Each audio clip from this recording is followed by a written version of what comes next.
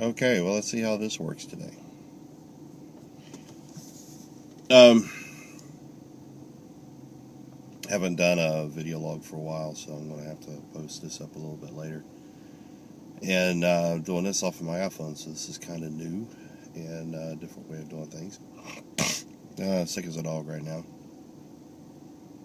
Somebody, I got an email today, and they were talking about the economic policies of Greece compared to the economic policies of the United States. And this is something I've said for a while, that the United States can go down the tubes just as much as any other country. I've got a friend of mine, he's 25 years old, and he thinks the Constitution protects us from everything and that it's not possible for the Constitution to be destroyed. He has really no clue how constitutional republics have been destroyed in the past. Refuses to acknowledge that history is applicable in any case. And I'm afraid that this is indicative of our society as a whole. Nobody thinks that the United States can fall, and they couldn't be further from the truth. The United States, while we are a wonderful country, and we've been the greatest country for almost 200 years, it's my opinion that we're living on borrowed time. With the policies that Barack Obama has put into place economically, the constant spending, is really no different than Greece, Portugal, Italy, or Spain. We haven't reached the gross domestic product to spending ratios yet, or to debt ratios that they have, but we're headed in that direction. And eventually, that's exactly what's going to happen. We'll see, once that debt ratio to gross domestic product ratio gets high enough, then we're not even going to be able to afford to pay the interest on all the loans and all that crap. Now, Ronald Reagan and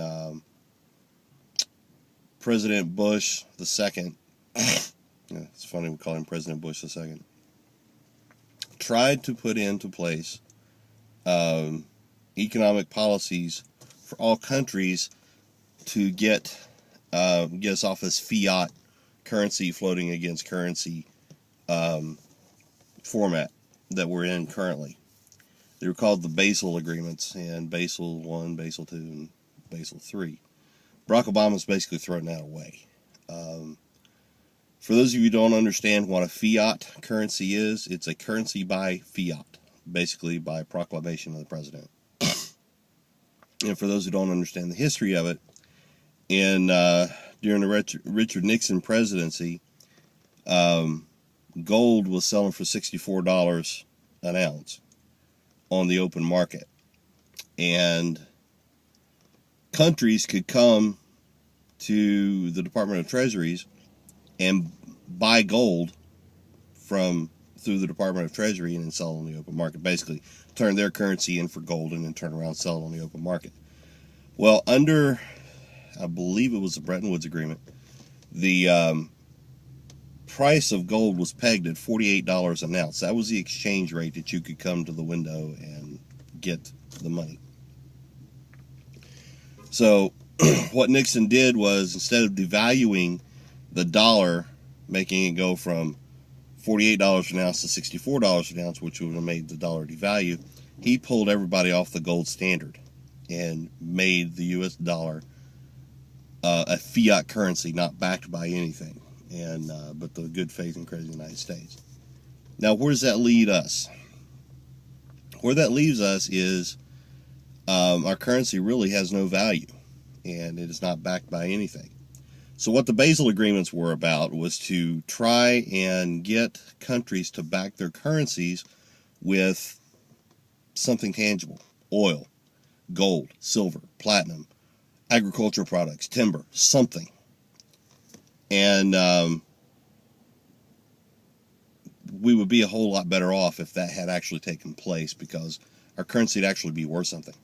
Right now, we have more oil in the United States than all the Middle East. But because of environmentalists and Barack Obama's green cronies, we can't get to that oil. The Keystone Pipeline is probably the best deal we could do for our country in getting us energy independent. But you got to remember, Obama is not out to make our country a better country. He's out to make it a Venezuela. He's out to make it a Cuba. He's out to make it a former USSR. Basically take us to the same place that Greece was taken, Portugal was taken, Italy was taken. That's where we're headed. And if we don't wake up as a country, and if people don't take it upon themselves to educate themselves as to what the hell is going on, as a nation, we're hosed. And you got to know history. You got to understand some basic economics. Everybody should be taught basic economics in school. Now, unfortunately, they're taught in Keynesian economics in colleges. They're not taught economics of freedom, which I strongly recommend that you read Bastiat's The Economics of Freedom. It's a really neat book by the students of Liberty Press. So,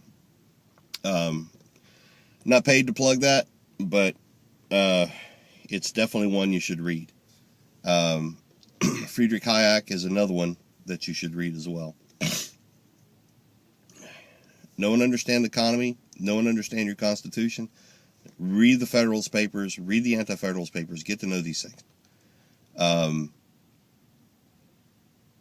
Just plug away at that. Learn it, understand it, get to know it, because your freedom, your liberty, regardless of whether you're a liberal or whether you're a conservative or Republican or a Democrat or even an independent, if you don't understand the Constitution, it's pointless.